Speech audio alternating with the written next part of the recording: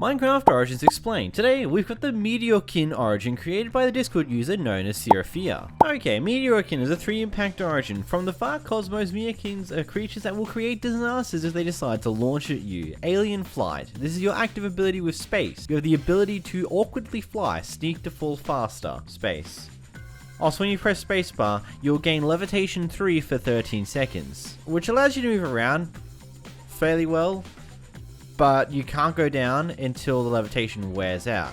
Then you have slow fall all the way back down unless you press shift, then you can get normal fall to go right back down to the surface. This will activate every time you jump, which is unfortunate. Like, I feel like this would get very annoying real fast if you're consistently jumping around. Like, it removes the ability to jump sprint because the moment you press your spacebar button, you immediately start to fly and float away again. But it also could be good at the same time. I don't know, depends on your own thoughts. You may like it, you may not like it. Meteor Launch. By pressing your primary ability key, you launch yourself into the air like a meteor. You then cause damage and lift your opponents when falling back to the ground. So if we press G here real quick. Why is it not working? G's keyed. Oh, you must use it once you jump. Oh, okay, that makes sense. So this ability cannot be activated when you're on the ground, but the moment you press your spacebar button and you've jumped up in the air, you're starting to levitate up, then you can press your primary ability key button in order to launch yourself up into the air and cause some damage. As we can see, we're on the ground. I'm pressing G, nothing's happening. I press space, then I press G, it activates the ability, I launch up, then launch right back down, causing damage around me. So let's say this pig here, hopefully it stays here long enough to be hit by me, I hope. Where's it walking to? I say we're walking to here. We go up, then we go down. They're not close enough, so they didn't take any damage. I'm assuming it has to be like within like a few blocks of where you land in order for them to take damage. Let's get ourselves out a husk. A husk cannot resist me. You know the deal with these guys. Anyway, up, we press G, and that's cool. So wait, how did that work? So I press jump.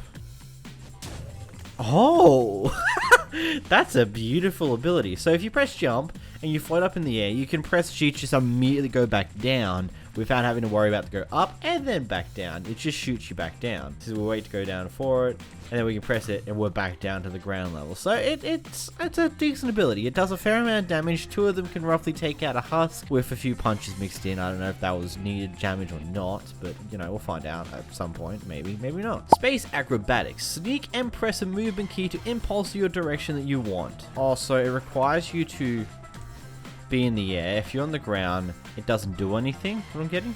Yeah, again, it's another one of those abilities that require you to be floating in the air so you can throw yourself to an area, which, by the way, it seems like you take fall damage when you do that, whilst with this ability you don't. So be very wary that this is only good for, let's say, just moving quickly to the ground. So let's say you start floating up into the air when you press space.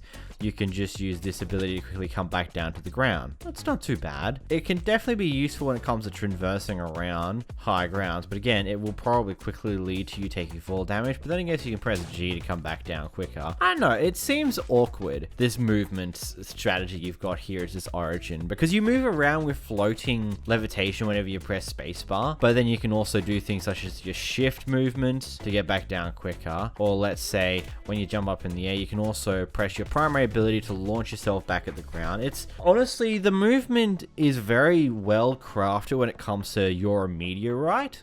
You're practically an alive meteorite. You have the ability to do things like that. So it does make a lot of sense when it comes into that context, because you're a meteorite. You have to float up and then launch yourself at the ground in order to do something and move around and stuff like that. Fire immunity. You're immune to all types of fire damage. Grab out a flint and steel here. Walk into it. Nothing happens. We don't take any fire damage. Fire. What is fire? Fire doesn't hurt us anymore. Fire is useless. Special skin. You have less health. You've got 8 hearts instead of the typical 10, meaning that you got 18 hit points rather than 20. It's not too drastic of a thing. It will definitely be very noticeable of an impact when it comes to certain mobs that do like multiple hearts worth of damage.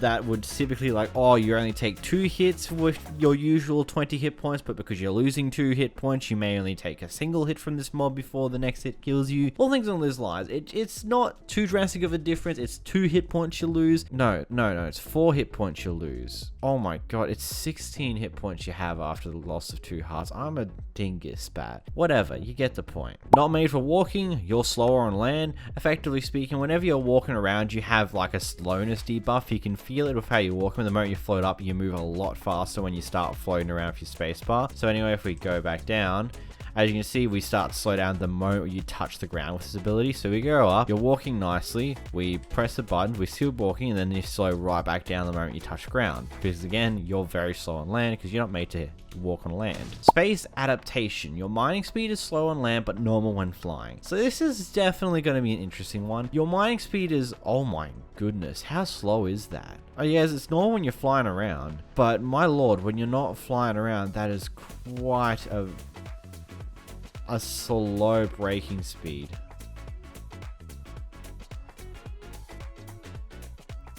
Like, cheese, it's very slow. I think that might be mining fatigue 1 or maybe mining fatigue 2, because look at that. No cracks have formed.